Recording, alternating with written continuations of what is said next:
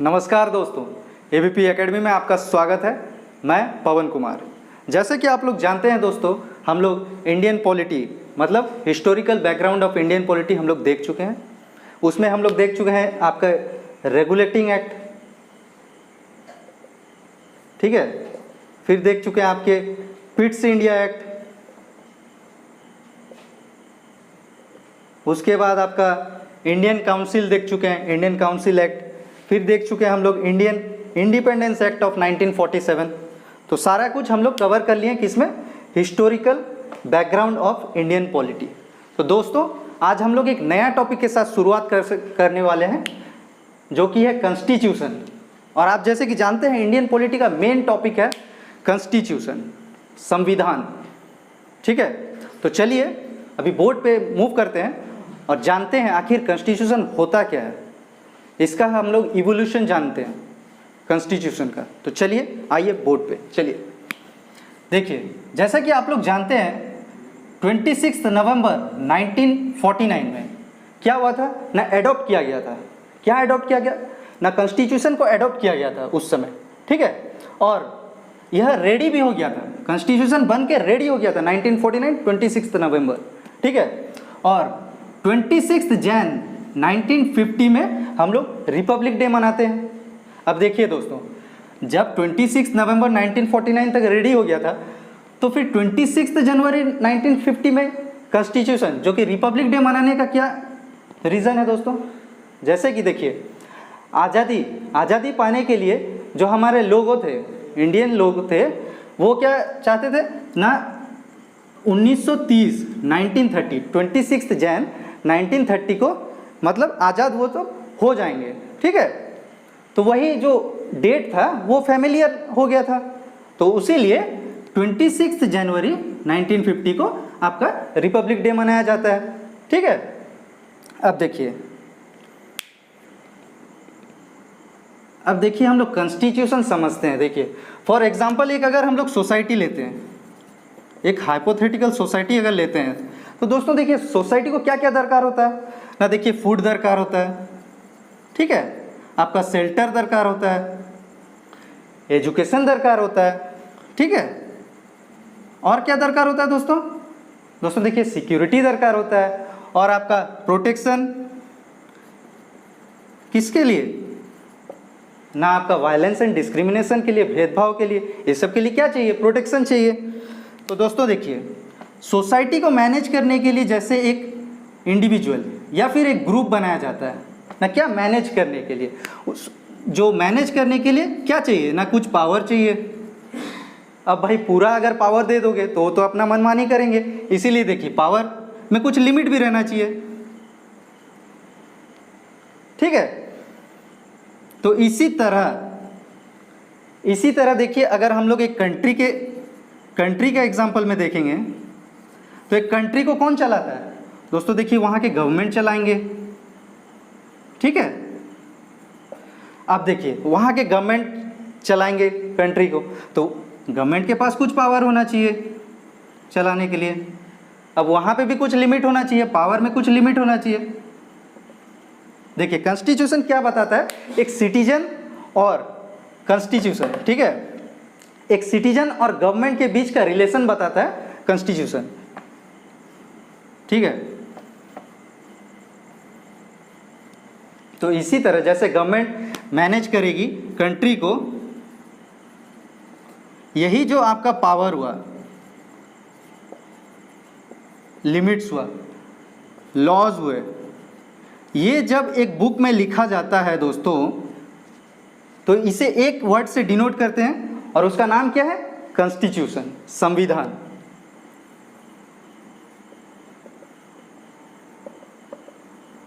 Constitution, ठीक है। अब दोस्तों कॉन्स्टिट्यूशन बना है तो ऑब्वियसली कोई ग्रुप बनाया होगा, तो इसे कौन बनाया था ना, कॉन्स्टिट्यूएंट असेंबली उस समय बना हुआ था। उस समय दोस्तों इंडिया आज़ाद नहीं हुआ था, ठीक है।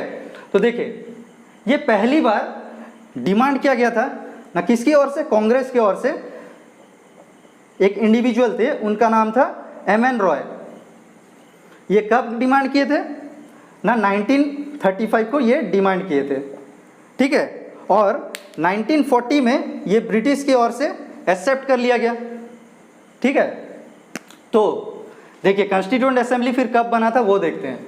देखिए 6 दिसंबर 1946, 6 दिसंबर 1946 डेट को याद रखिएगा, बहुत ही इंपॉर्टेंट है। ठीक है, तो 6 दिसंबर 1946 में कॉन्स्टिट्यूएंट असेंबली बना था। Formation of constituent assembly dated 6 दिसंबर 1946। ठीक है, अब फिर देखिए 9 दिसंबर में क्या हुआ, 1946 9 दिसंबर में इसका पहला मीटिंग हुआ। ठीक है, और पहला मीटिंग में क्या किया गया ना, सच्चिदानंद सिन्हा को आपका टेम्पोरेरी प्रेसिडेंट करार गया, माने बनाया गया। ठीक है, और उसे टेम्पोरेरी चेयरमैन भी बोल सकते हैं हम।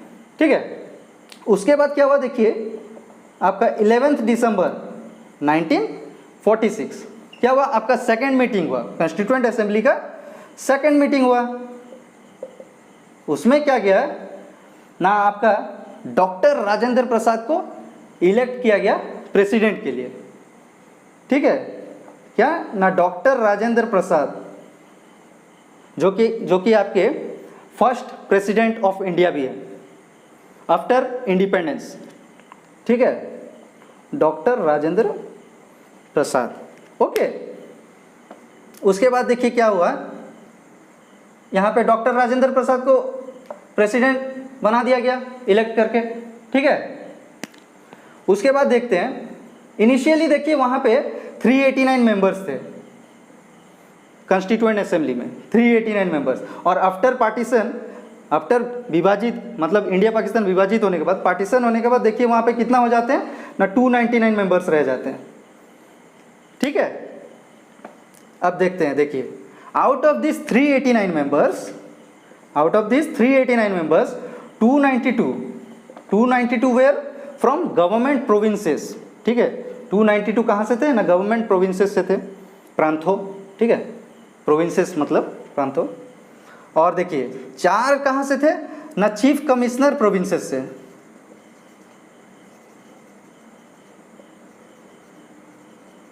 चीफ कमिश्नर प्रोविंसेस से ना कितने मेंबर, 4। जैसे कि देखो आपके दिल्ली हो गया, अंडमान एंड निकोबार आइलैंड्स हो गया, ब्रिटिश बलूचिस्तान हो गया, वहाँ से 4 मेंबर बन सकते थे इलेक्ट। ठीक है, और जो आपके 93 बच गए वो कहाँ से ना, प्रिंसली स्टेट्स, जैसे कि हम लोग पहले डिस्कस किए हुए हैं। जैसे आपका देखिए मद्रास, बॉम्बे, बंगाल, ये आपके कुछ प्रिंसली स्टेट्स के एग्जांपल दिया मैंने। यहीं से 93 फ्रॉम प्रिंसली स्टेट्स यहीं से इलेक्ट किए जाते थे। ठीक है, उसके बाद देखते हैं दोस्तों, जो कॉन्स्टिट्यूएंट असेंबली है वो देखिए वहाँ पे हेड कौन थे, तभी देखिए आज़ाद नहीं हुआ था इंडिया, 1946 का बात कर रहा हूँ, मतलब तभी आज़ाद नहीं हुआ था इंडिया। तो तभी under the headship of Lord Mountbatten. Lord Mountbatten कौन थे ना, last viceroy of India, last viceroy of India थे, जैसे कि मैं बताया हुआ हूँ पिछले क्लास में। तो देखिए वहाँ पे एक ड्राफ्टिंग कमेटी भी किया गया। ठीक है, ड्राफ्टिंग कमेटी मतलब होता है संसद में अगर कुछ ड्राफ्ट करना होता है, जैसे आपका कुछ प्लान हुआ उसको ड्राफ्ट करना होता है, फिर क्या पूरे सहमति से, जितने भी मेंबर्स वहाँ हैं उनके सहमति से पास होता है बिल। ठीक है, प्लान। तो देखिए ये ड्राफ्टिंग कमेटी कब हुआ, देखिए 29 अगस्त 1947 में ये क्रिएट हुआ। ठीक है, उसके बाद देखिए यहाँ के चेयरमैन कौन बने, चेयरमैन इलेक्ट किए गए ना BR अम्बेडकर, भीमराव रामजी अम्बेडकर, इन्हें आप बाबा साहेब अम्बेडकर भी जाने जाते हैं, प्यार से इन्हें बोला जाता है बाबा साहेब अम्बेडकर। ठीक है, और उस समय ड्राफ्टिंग कमेटी के वाइस चेयरमैन कौन थे ना, SC मुखर्जी थे। ठीक है, ये बहुत ही फैक्चुअल डाटा है, आप नोट करते रहिएगा। ठीक है, कॉपी पेन लेके आप नोट करते रहिए, बढ़िया लगेगा। ठीक है, बढ़िया। चलिए उसके बाद देखिए यहाँ पे एक legal adviser, constitutional legal adviser किन्हें बनाया गया? ना BN राव मतलब सलाहकार, ठीक है, बेनेगल नरसिंह राव। ओके, उसके बाद देखिए जो कॉन्स्टिट्यूशन बना, ठीक है, कॉन्स्टिट्यूशन बना कब? बन के रेडी हो गया था 26 नवंबर 1949 एंड यह इफेक्ट में कब आया? ना 26 जनवरी 1950। ओके, तो देखिए कॉन्स्टिट्यूशन बनने से पहले कुछ एक्ट थे, जैसे कि आपका इंडियन एविडेंस एक्ट कब बना था? ना 1872, ठीक है, और एक आपका IPC इंडियन पैनल कोड 1860 में वो बना था, ठीक है, ये बिफोर कॉन्स्टिट्यूशन, माने कॉन्स्टिट्यूशन बनने से पहले ये लागू हुआ था, ठीक है। उसके बाद देखिए आफ्टर कॉन्स्टिट्यूशन बनने के बाद क्या क्या हुआ? इंडियन सिटीजनशिप एक्ट आया था 1955 में, और आपका हिंदू मैरिज एक्ट आया था 1955। ये कॉन्स्टिट्यूशन बनने के बाद ये एक्ट सब आए थे, ठीक है। उसके बाद देखिए जो कॉन्स्टिट्यूशन बना था, ठीक है, तो 24 जनवरी 1950 में क्या किया गया ना, ये कॉन्स्टिट्यूशन में साइन किया गया। कितने मेंबर साइन किए? 284 मेंबर्स इसमें साइन किए, सिग्नेटरीज। ऑफिशियल कॉन्स्टिट्यूशन में ये 284 मेंबर्स साइन किए वहाँ पे, ठीक है, और 26 में लागू हो गया, उसके 2 दिन बाद ही लागू हो गया, वो इफेक्ट में आ गया, ठीक है। उसके बाद देखते हैं, अगर देखिए यहाँ पे हम लोग कॉन्स्टिट्यूशन जान चुके हैं, अब देखते हैं टाइप्स ऑफ कॉन्स्टिट्यूशन क्या क्या है।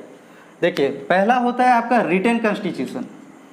ये क्या है? एक वेल ऑर्गेनाइज्ड फॉर्म में रहता है, ठीक है। जैसे आप इंडिया के ही ले लीजिए फॉर एग्जांपल, हमारा क्या है, पूरा एक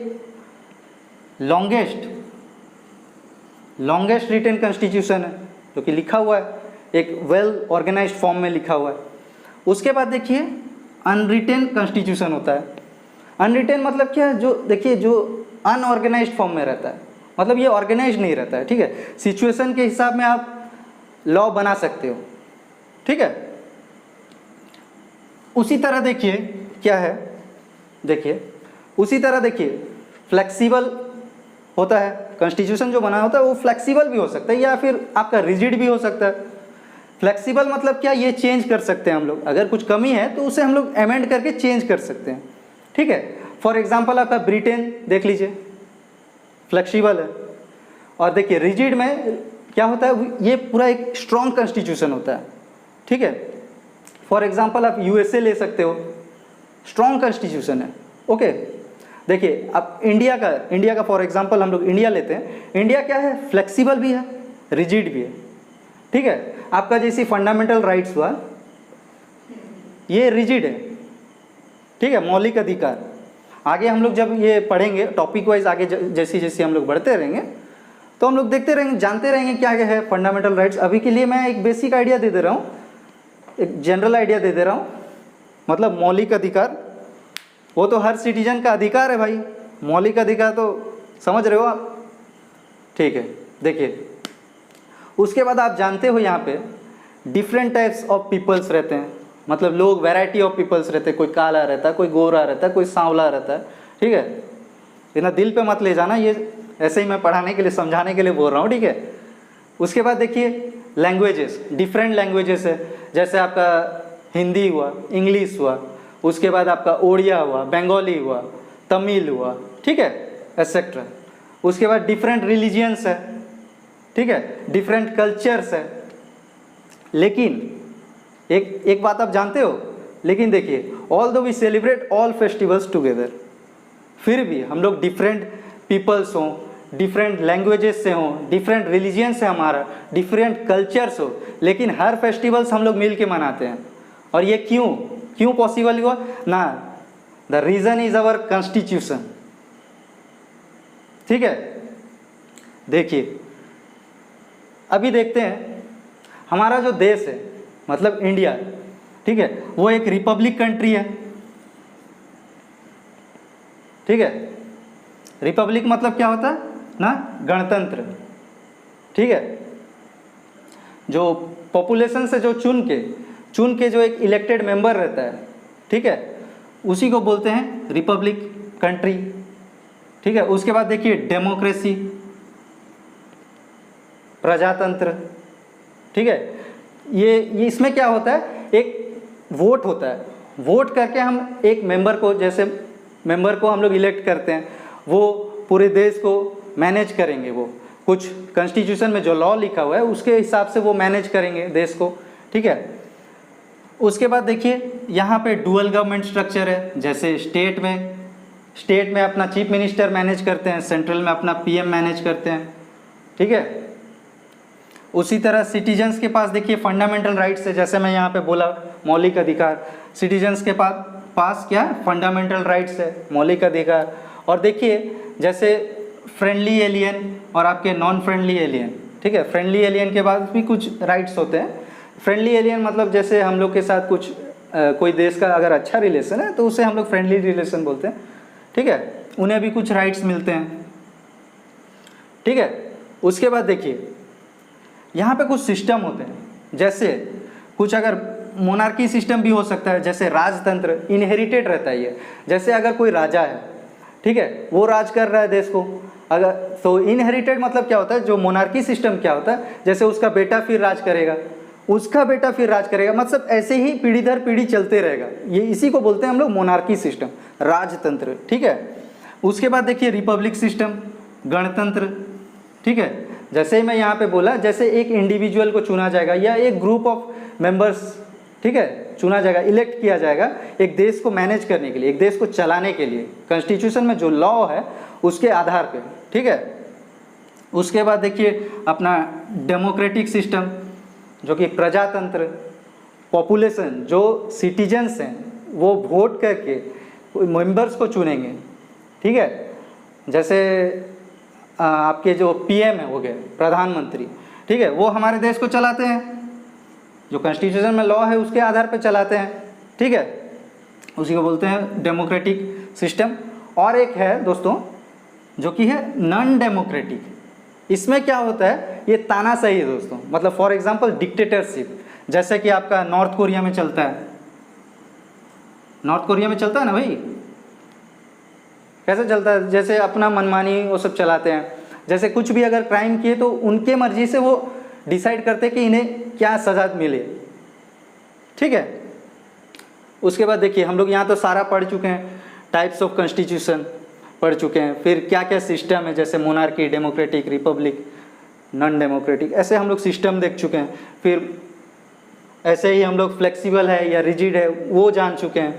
तो अभी देखते हैं यहाँ पे दोस्तों, पार्लियामेंट हैव पावर, ठीक है, parliament have power to amend the Indian constitution from the article 368। ये बहुत ही इंपॉर्टेंट पॉइंट है, बहुत ही इंपॉर्टेंट पॉइंट है, इसे आप नोट करके रख दीजिए, ठीक है। आर्टिकल 368 से अमेंड किया जाता है इंडियन कॉन्स्टिट्यूशन को, पार्लियामेंट के पास इतना पावर है, ठीक है। तो दोस्तों यहाँ पे कुछ चीज़ें भी हैं, मतलब कुछ मेजोरिटी भी दरकार है। अब भाई बिना कुछ अगर मेजोरिटी नहीं रहेगा तो आप क्या ऐसे ही थोड़ी ना अमेंड कर लोगे, उसके लिए भी कुछ लॉ है, उसके लिए भी कुछ है। तो देखिए वहाँ पे कुछ चीज़ें हैं, जैसे आपके एब्सोल्यूट मेजोरिटी होना चाहिए, इफेक्टिव मेजोरिटी होता है, जैसे आपका सिंपल मेजोरिटी। सिंपल मेजोरिटी में क्या आपका दोस्तों, जैसे कोई स्टेट का, कोई जगह का अगर नाम हम चेंज करना है तो सिंपल मेजोरिटी से हो जाता है, ठीक है। उसके बाद देखिए स्पेशल मेजोरिटी। स्पेशल मेजोरिटी में देखिए फॉर एग्जांपल आपका रिमूवल ऑफ सुप्रीम कोर्ट जजेस, ये क्या हुआ है, जो रिमूवल ऑफ सुप्रीम कोर्ट जजेस जो है, ये देखिए एक स्पेशल प्रोविज़न है, ठीक है। ये हम लोग आगे टॉपिक वाइज जब पढ़ेंगे, जैसे सुप्रीम कोर्ट हुआ, पार्लियामेंट हुआ, उसमें सुप्रीम कोर्ट जब पढ़ेंगे ये सब मैं बताऊंगा आगे, ठीक है, बताते रहूँगा सब। एक स्पेशल प्रोविंस है, ठीक है, ओके। हाँ तो देखिए अभी हम लोग सारा यहाँ पे देख चुके हैं कॉन्स्टिट्यूशन के बारे, तो ये कॉन्स्टिट्यूशन का पहला क्लास यहीं पे समाप्त करते हैं। और दोस्तों ये वीडियो अगर आपको इन्फॉर्मेटिव लगा तो आप दोस्तों के साथ अपना शेयर करो, और हमारे चैनल को दोस्तों लाइक एंड सब्सक्राइब करो। मैं देख रहा हूँ दोस्तों बहुत ही मतलब कम व्यूज़ आ रहे हैं, और मतलब समझ रहे हो आप। अब दोस्तों इतना मेहनत से हम लोग यहाँ पे क्लास लगा रहे हैं, कंटेंट आपको एक से मतलब टॉप नॉच कंटेंट हम लोग देने का आपको कोशिश कर रहे हैं, लेकिन दोस्तों हम लोग का व्यूज़ नहीं आ रहा है, आप जान रहे हो। तो थोड़ा सपोर्ट कर दो हम लोग को, कोई नहीं, आप सपोर्ट करोगे तभी तो हम आगे बढ़ेंगे दोस्तों, क्योंकि पढ़ेगा इंडिया तभी तो देश बढ़ेगा। ठीक है, तो दोस्तों इसी के साथ हमारे चैनल को आप लाइक और सब्सक्राइब कर दो। थैंक यू, जय हिंद।